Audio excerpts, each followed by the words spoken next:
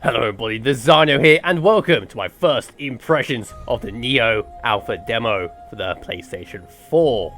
Now this game is very interesting to say the least. If I actually click on a button, before we get into what I mean by that, let's head over to the system menu. Look at these little adorable creatures here. I mean, they are lovely. There's something out of Studio Ghibli. Anyway, what you're seeing on the screen here is movie mode and then action mode. What this means is, well, in action mode, the game will try and target 60 frames per second at all times at the cost of the resolution. And in movie mode, it will stabilize the resolution in favor of the frame rate. And what this means is the game will probably hover around between 30 and 40 frames per second. And then in action mode, it will be between 50 and 60 frames per second, depending on what's going on. Now, this is in alpha, so it is quite buggy at times, so just bear with me. Okay, so here we are in the world of Nioh. Now, as you can see, straight off the bat, this looks like Dark Souls. And what I'm going to say to you next is that it's very similar. It's more of a mix between Bloodborne, Onimusha, and Dark Souls, just squished together into one awesome thing. Now, I believe I'm going to head over to that shrine in a minute. Come on, off you go. There we go. Now, these shrines are the equivalent of Dark Souls bonfires. You come here when you want to level up and spend your whatever resource they are. Let's call them souls for now. Amrita, I think that's what it's called. Sorry if I'm not pronouncing this correct, but anyway, you come here when you want to level up and do stuff. So yeah, it's a bonfire. This thing on the ground here, these little yellow dots are items and equipment. You take them and they drop an item and give you some kind of dialogue, which is all good. Here's the equipment menu where you can equip weapons. You have a primary weapon and a secondary weapon which you can switch between two at all times. You have your gear, you have your, basically your accessories and some kind of magic items. Now what I'm doing on this right hand side of the screen is switching between stances. What I mean currently right now is the medium stance. This means your attack speed and attack damage is roughly the same. This is the high stance where you attack slower but do more damage. And this is your low stance, which you attack much faster and deal less damage. And the last one is simply put your weapon away. Now what do these stances actually mean? Well, in this game stamina means a lot. So your stance will heavily depend on what your stamina is doing. As you can see here, I might exhaust my stamina supply.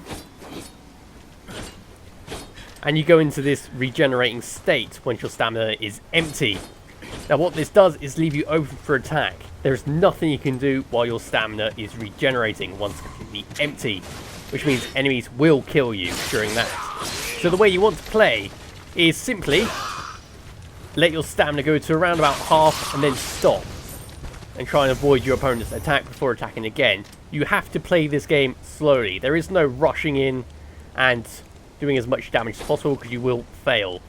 As you saw from this fight here, when the opponent attacked me, I lost a good chunk of my stamina bar, and you have to prepare for that. Some enemies hit harder than others, so you're going to lose more stamina, or you might lose less stamina, so you have to predict what's going to happen. Now, this is just the beginning of the game, so most opponents are just one-on-one, but later on that will change, and things do get crazy later on. So here's another opponent, but I want to talk about these little red things you see all around me. Now these are the equivalent of bloodstains. These are where other players have died, and you could basically summon them and maybe even attack them. So what am I doing here? Alright, so what I'm going to show you here is just how strong these opponents are, and this is, of course, I'm wearing the starting gear, but smash, one hit kill. So you have to be very careful around many of the opponents. Okay, so another really good thing about this game is the parry system. Now what you do here is simply, at a perfect time when your opponent strikes you, is attack them with your bare hands, and you will instantly one-hit them. I'm just going to equip some gear so I don't get one shot if I mess this up, although I'll probably get one shot anyway, as the gear I've got is pretty bad. So up we go again against this guy. Notice how I carefully move towards this guy to only aggro one of them. I don't want to take two of them, but So there you go, he's dead. And collect his soul. This little dog statue you see over here, now that is where you died, and you can click on it to regain your equivalent of souls back. It's your grave. So I collected this item, you get another bit of dialogue. All the dialogue is in Japanese, and it's all in subbed for language, whatever you're speaking. Okay, so I'm going to go into this skill menu even. Now what all this is basically when you level up, you gain a talent point. And this talent point can be used to spend in these skill trees to basically alter your attacks, add new things, make fancy combos. It really helps you out. I mean, on my previous gameplay, I put a talent point into a kick, which basically means that if you do a combo, you can do a kick and stagger your opponent. And what you're seeing on here are the gestures. These are some fancy gestures. So I think this is more mainly for multiplayer, or if you wanted to make a funny video of some sort, you have a nice couple of emotes to do. So I've got my health low. As you can see, the item at the left hand corner, which I'm consuming, is the equivalent of your S's flask. You always regenerate them when you go to a shrine, and they always restore a good chunk of your health. You can use them while moving, so it's all good. So we were going in against a much harder opponent here. As you can see, you can dodge attacks if you don't want to outrightly block them. Sometimes it's good to dodge them, sometimes it's good to block them. It entirely depends on the weapon or enemy that you're dealing with. So what I'm going to do is head back to the shrine and show you the level up process. So here we are. As you can see, you've got your menus. You level up just like Dark Souls. You have your heart, your stamina, strength, skill, dexterity, magic, and spirits. And you can pause the video and read what they do, because I can't be bothered to go through them.